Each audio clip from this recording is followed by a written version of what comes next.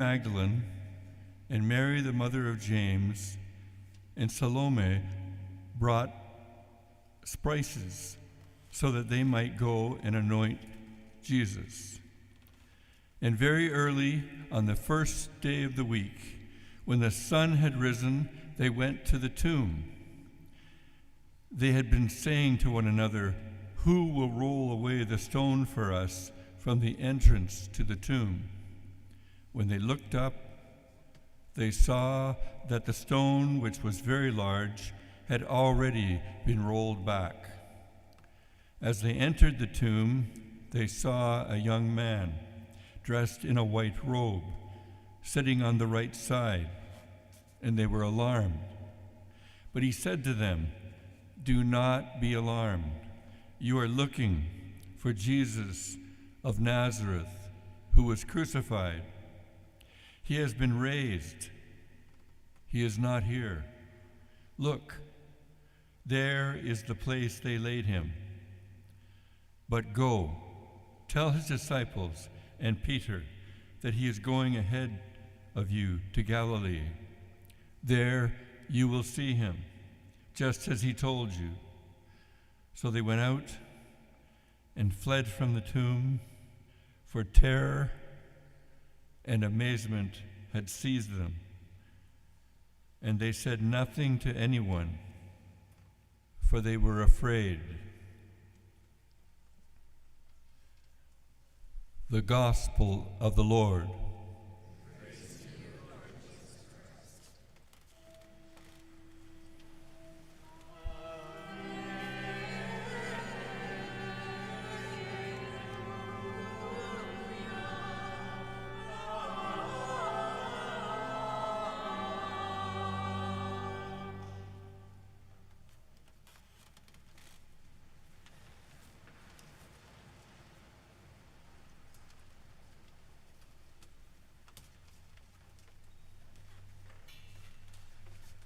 Christ is risen, alleluia, alleluia.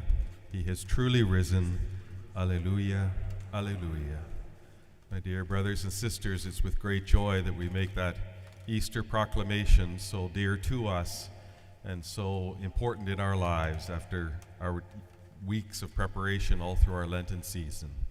And before we reflect upon the great mystery of the readings tonight and what will take place, just a word of thank you for everyone who spent many hours preparing for these liturgies all through our Triduum and even tomorrow's Mass too.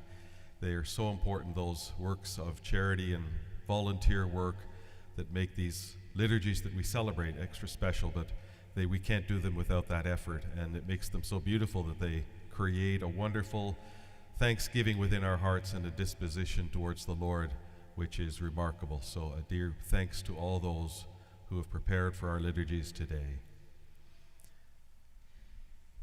Today also is a day in the midst of our joy that we always and have always through thought of those who suffer, especially throughout the world, but above all in our own communities. And we keep them in our prayers as we need to always, and especially in these days too.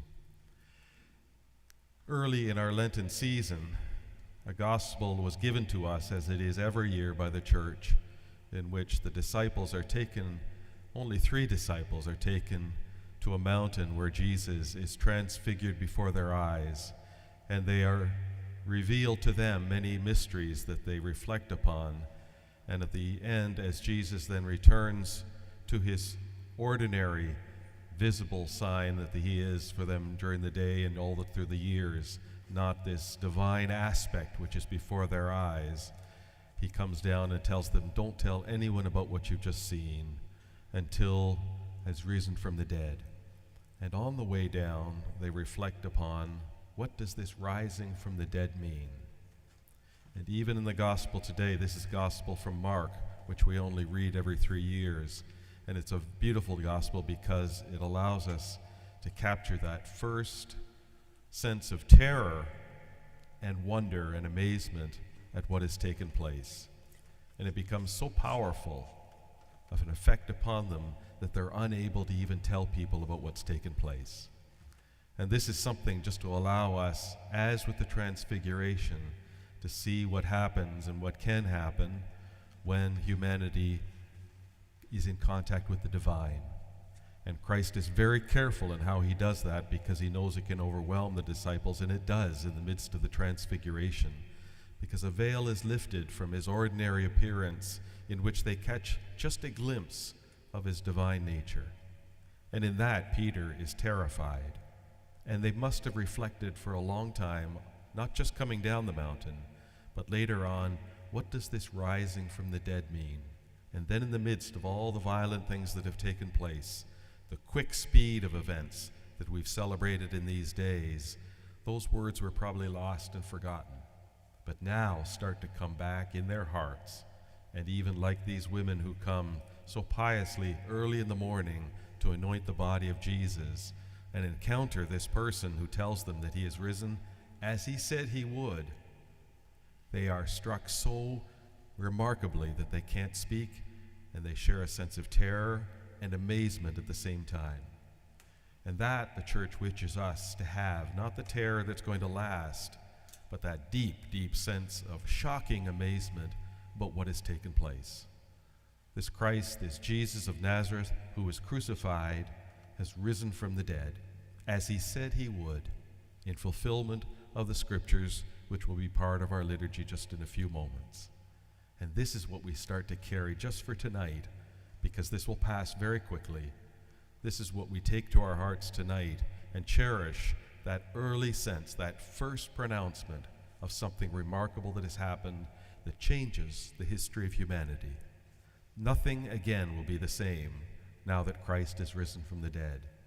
Everything now, and we'll speak of this in the weeks ahead, everything now in our lives and in the history of humanity is seen through the prism of Easter, through the prism of the fact that God rose from the dead. And we'll leave those reflections because our whole Easter season, and even beginning tomorrow, is taken up with that reflection which the church has held dear in its heart for 2,000 years, and will continue to do so until Christ comes back in his final victory. But for us tonight, let's just capture that sense of wonder and awe of what God has done in the midst of his people, and allowing that to shake us, as so many events that we've spoken of through our Lenten season, to shake us in a sense of conversion, but a sense now of being in the presence of the divine and his works. Let that be something that we share with one another, but above all with the Lord in the reflections of our heart. In a very few moments, we'll be doing something very, very dear to the church. We'll be baptizing and admitting people into full communion with the church. We're thankful for all those, Deacon Blaine and so many others, who've helped the preparation, and above all the example of so many friends of these people, of these dear catechumens who will be approaching the waters of baptism. And this is the other aspect that we've been reflecting upon for weeks now, Paul's desire to know Christ and the power of his resurrection.